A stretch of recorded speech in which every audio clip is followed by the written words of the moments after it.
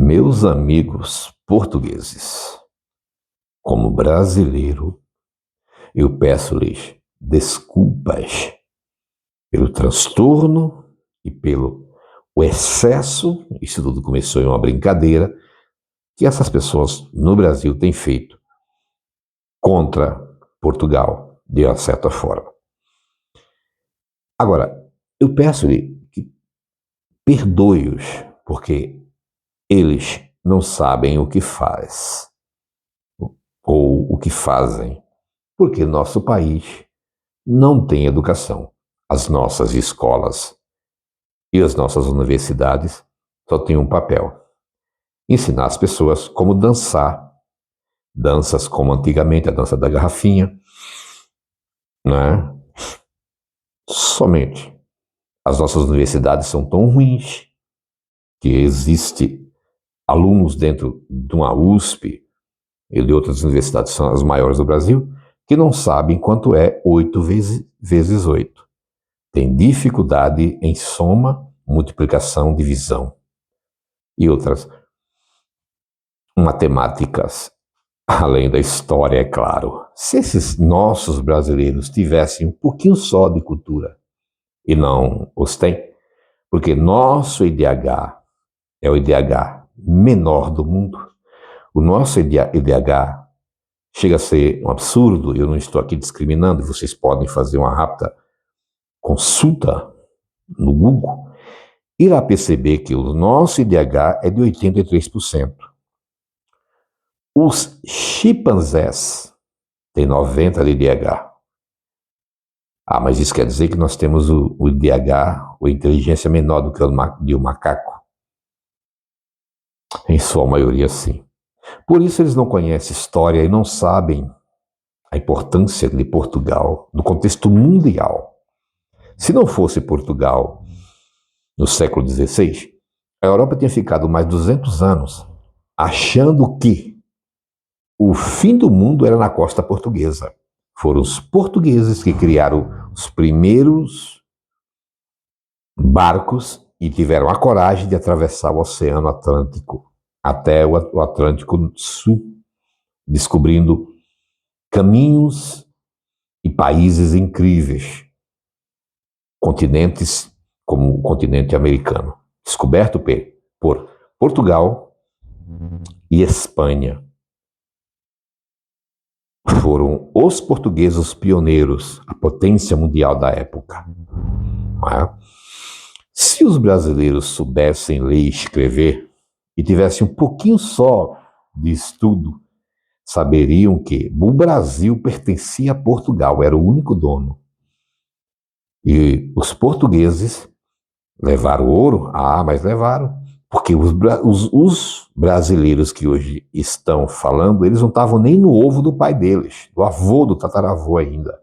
E Portugal já estava lá no Brasil e era o único dono do Brasil. Os espanhóis tomaram o México e dizimaram uma tribo inteira de índios, porque eles eram os donos e eles tinham as armas. Não podemos trazer uma história de 1000 anos ou 500 anos para a nossa realidade. Aquela realidade era outra. Os portugueses foram os menos cruéis no tocante aos nativos da terra. Ao contrário, Marquês de Pombal, aliás, os jesuítas levaram a educação para aquelas tribos, ao invés da espada como fez a Espanha. Se os brasileiros tivessem o mínimo de inteligência, que não os têm, saberiam que o Brasil nunca foi assim tão pobre, tão corrupto. O Brasil é corrupto em todas as esferas, em religião, em educação, saúde. Até os velhinhos do Brasil são roubados. Os velhinhos no Brasil são roubados.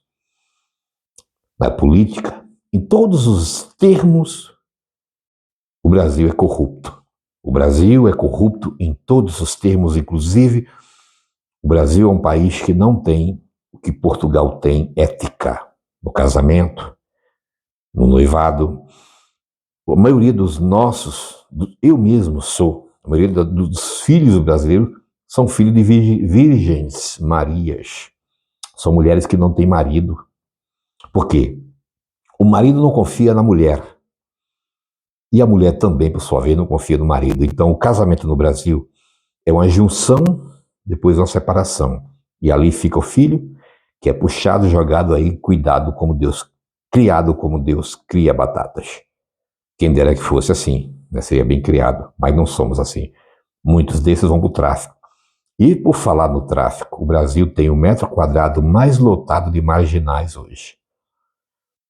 Tanto nas comunidades, quanto em Brasília, quanto nas igrejas. É marginal para dar com pedra. Não falta marginal. É o que não falta no Brasil, são marginais.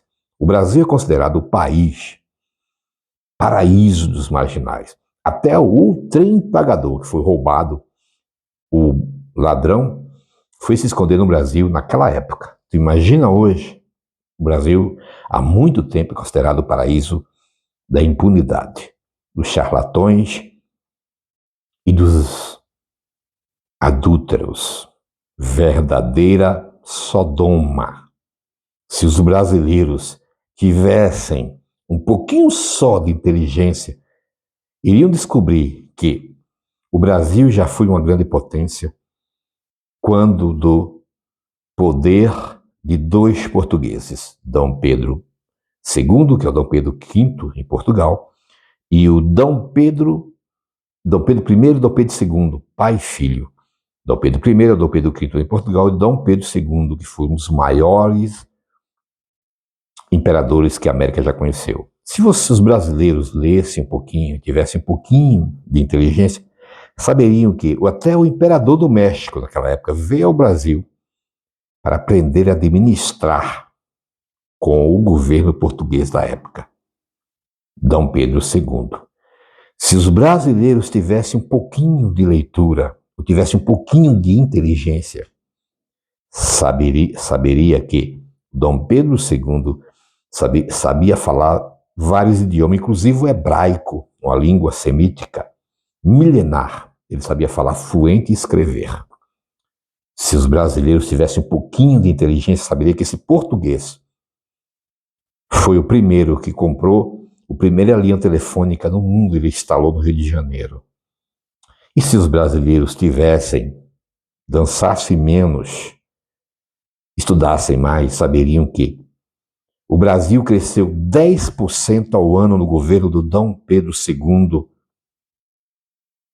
Esse português, Dom Pedro II, 10%. A economia americana, mais a japonesa, mais a chinesa juntas. O Brasil crescia em um ano no governo deste. Mas o Brasil nunca faltou. O Brasil nunca faltou. O Brasil sempre teve isso. Podemos nos orgulhar. O Brasil sempre teve muitos bandidos. E naquela época já existia bandidos. Que se uniram a uma facção maior chamada Exército Brasileiro, que aquilo lá é uma piada. E foram contra esse imperador, expulsaram ele do Brasil para a Europa e tomaram o poder. E criaram a República. E hoje você vive a República graças ao Exército Brasileiro, graças aos marginais primários daquela época, os pais de todos nós. Eles tomaram o poder. A partir daí o Brasil começou a sair de Estados Unidos do Brasil para a República Federativa das Bananas. Como República Federativa das Bananas estamos até hoje. Portanto, eu pergunto para vocês, qual o direito de vocês apontar o dedo para a grande nação portuguesa? Nenhuma, não é? Vocês não têm esse direito. Eu não tenho esse direito. Nós somos inferiores em todos os sentidos com relação aos portugueses.